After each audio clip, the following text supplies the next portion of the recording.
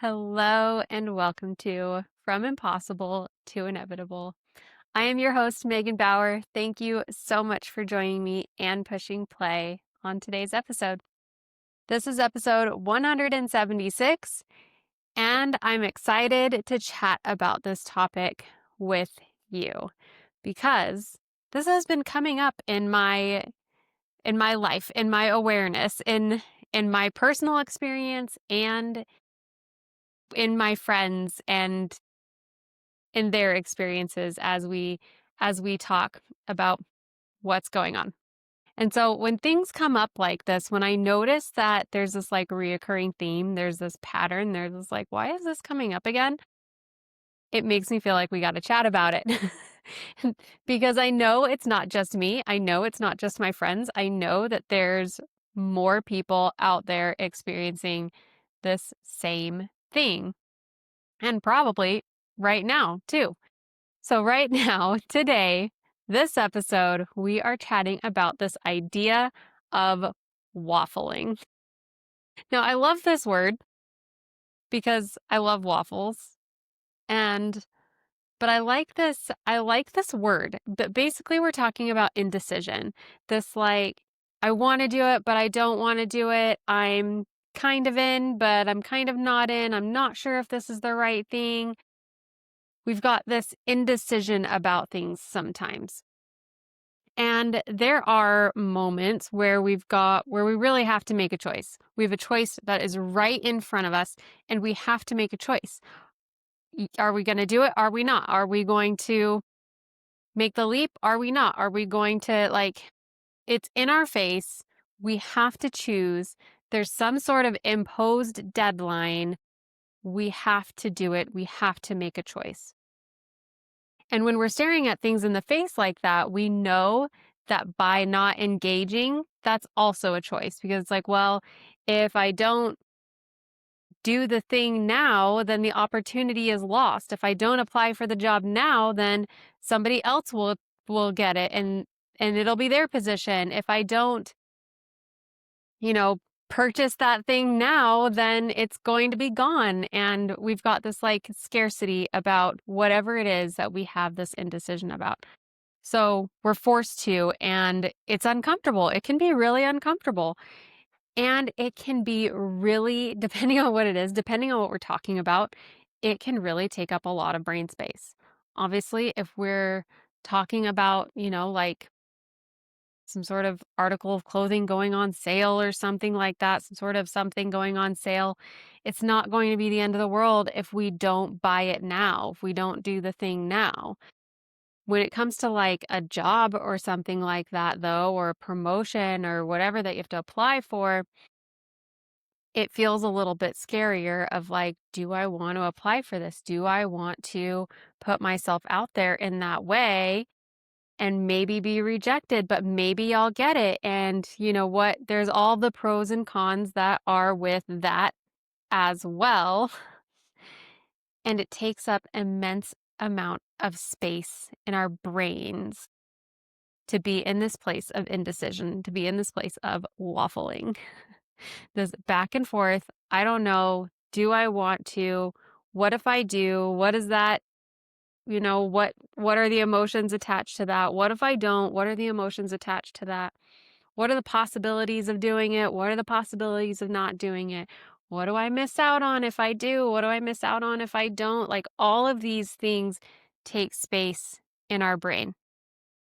And I would venture too that some of these things we're not even really acknowledging that they're taking that space in our brain. We just, we, maybe this is just me. This can't be just me. We'll think of the thing that we are indecisive about, and then we'll feel like this immediate overwhelm, this overwhelm. And then we're like, oh, I can't think about that right now. Like, I just can't, I don't have the capacity to deal with that right now. I can't think about it right now. So I invite you to think about this. If you've got this like immediate overwhelm of like, I don't know what to do. I don't know. I just can't right now. This overwhelm is actually a symptom of your nervous system trying to keep you safe Because your overwhelm is like, okay, if I can distract her long enough, she'll just put these thoughts to the side. All I have to do, the overwhelm is like, all I have to do is be intense enough for her to put these thoughts to the side. And maybe she won't try something new because new things are scary. New things mean a possibility of rejection, a possibility of failure, a possibility of screwing up so badly that everyone in your life hates you and then you die alone in the cold and are eaten by wolves.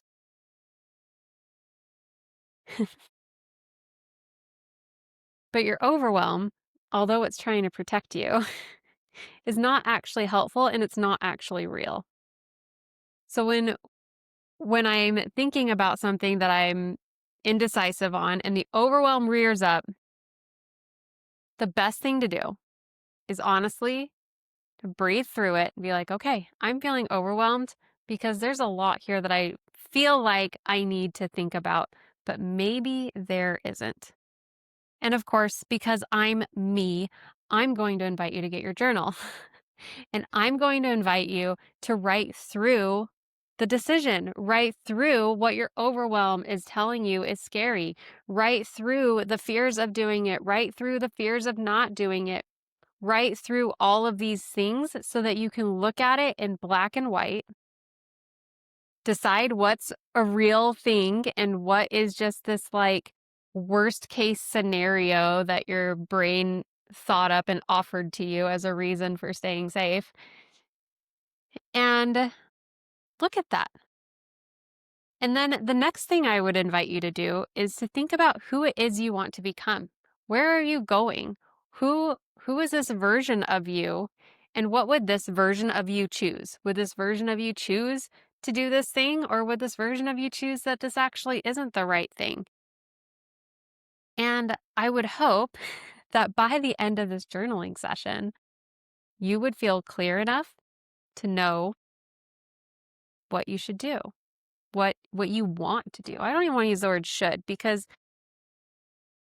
it doesn't feel right. What do you want to do?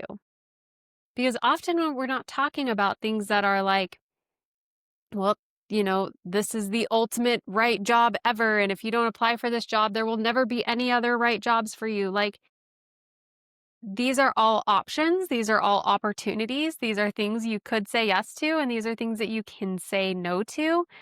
But by saying no doesn't mean that there's not something down the road later. It doesn't mean that if you decide not to do this, there's not something else later, or there's not something else in the next 5 minutes, or whatever it is.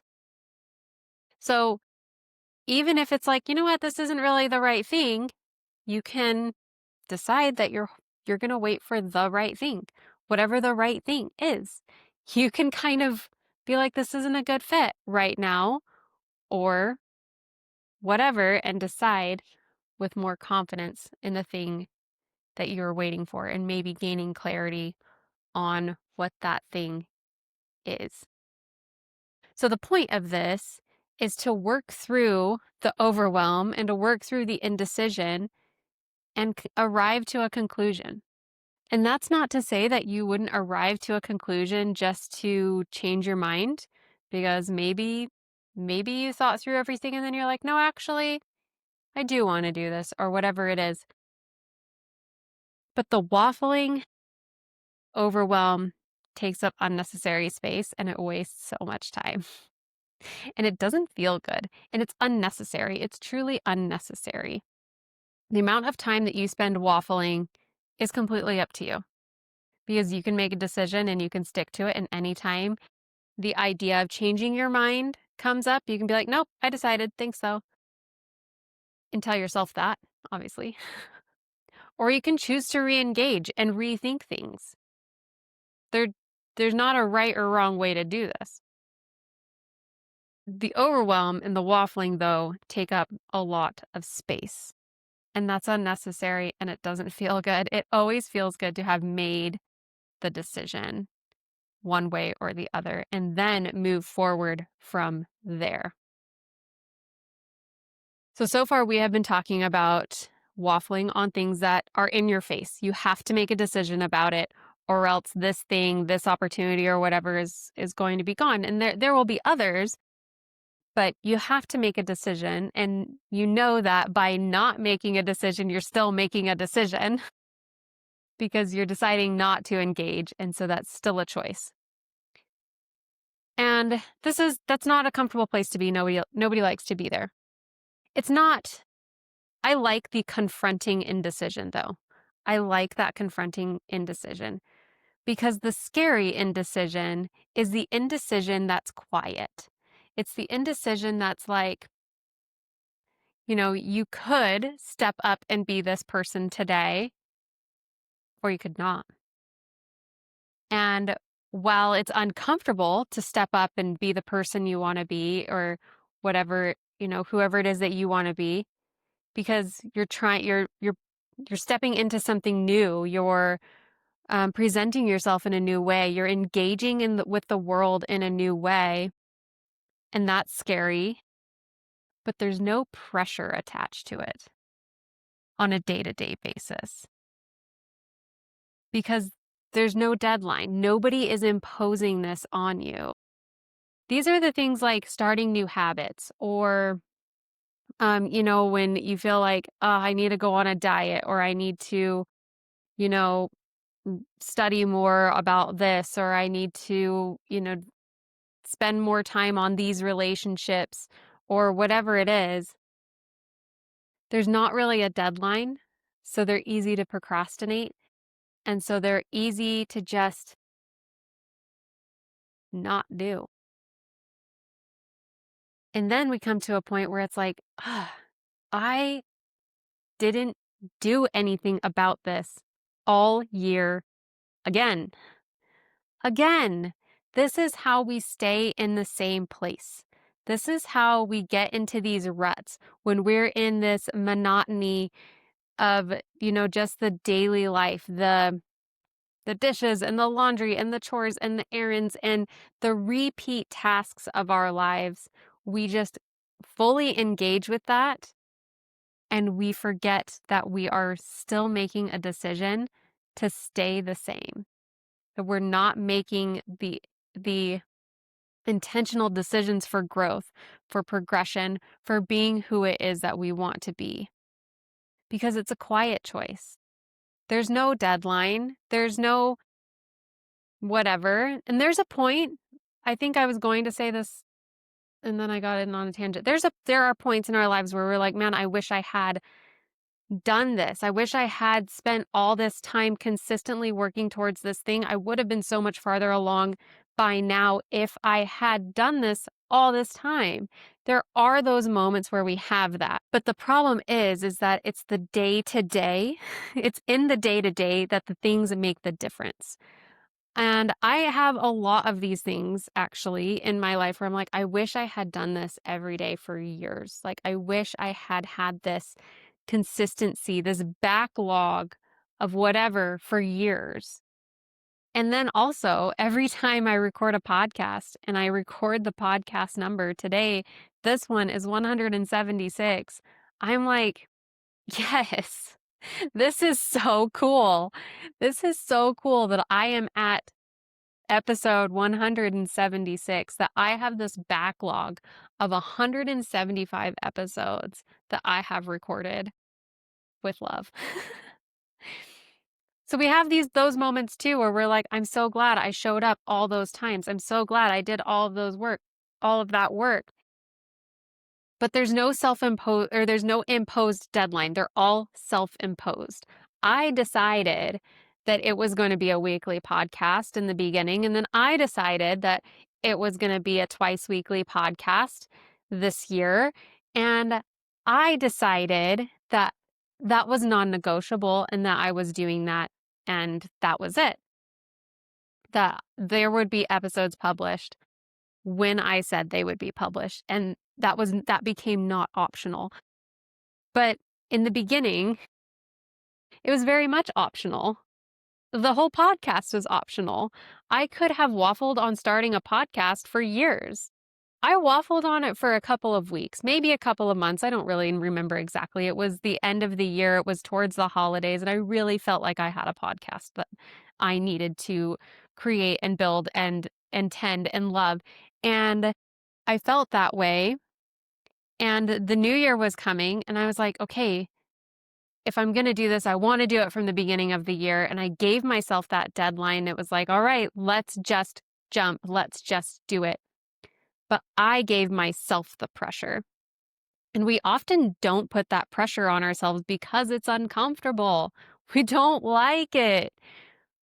And we need it. We need it sometimes because if we don't put that pressure on ourselves, sometimes we will just stay in this state of indecision, of this like, am I going to do the thing or am I not? Am I going to be the person or am I not? And those are day-to-day questions. Those are day-to-day questions because you get to choose every day which way you're going to behave, what it is you're going to work on, what it is you're going to create, how it is you are going to show up, and how it is that you're going to engage with the world.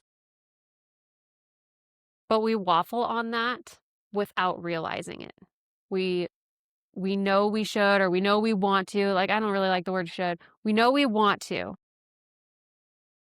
And we know that if we want to be that person, there are things we need to do to be that person. There are ways we need to show up to be that person. And in the moment, it's so much easier to just sit back into our old ways of being, our comfortable ways of being, in our comfort zone bubble, and be who we've always been. But if you always choose that path, then you're never going to be who it is you want to be. So you have to decide. It starts with deciding, and that's uncomfortable. We don't like that. We don't like the decision. But that's where it starts. You decide who it is you want to be, how it is you want to engage with life, how it is you want to show up. You decide what that looks like. You decide what that feels like. And then you decide every day that you're going to be that person, that you are going to show up, that you are going to do the things. And sometimes you won't, and that's okay. Most of the time, sometimes you will. And it's really about which camp you are in most of the time. Because the more you can be facing the direction you want to go, rather than facing the direction of where you've come from, that's how you will travel. Even if it's like, 2 steps forward, 1 step back, there's still that movement forward. And it's not an all or nothing. You can redecide things. You can get down the path and realize this isn't the thing for you, or this isn't the person you actually want to be, or, you can learn more about it and be like, now that I know this isn't the path for me, this isn't how I want things to be. And so you can redecide. Of course you can redecide, but you're not just sitting on the couch waffling. You're not just sitting on the couch being in the state of indecision and not an intentional, I'm good here. I'm good here. And if you're good where you are, then that's great. And I love that for you. I don't want to say this wrong. Like, you know that you have a potential inside you and you want to fulfill that. You want to be that person. You know you can sense it, you can feel it.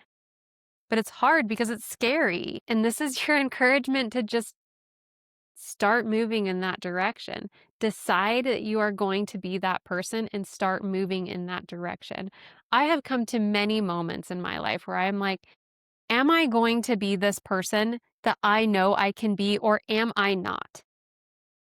And I think about what it would feel like to not be that person, to not even be trying to be that person. And it feels like crap. Just thinking about it is like, ugh, I can't live like that. I can't live with not trying. It's okay if I don't get there, but I have to freaking try. I have to move in that direction because not moving in that direction feels intolerable. But I've also spent years in this, I'm not ready yet. I don't have everything together. I don't know enough. I'm not good enough. I'm whatever, living in this story of not enoughness. And it's bullcrap, to be honest. It's bullcrap.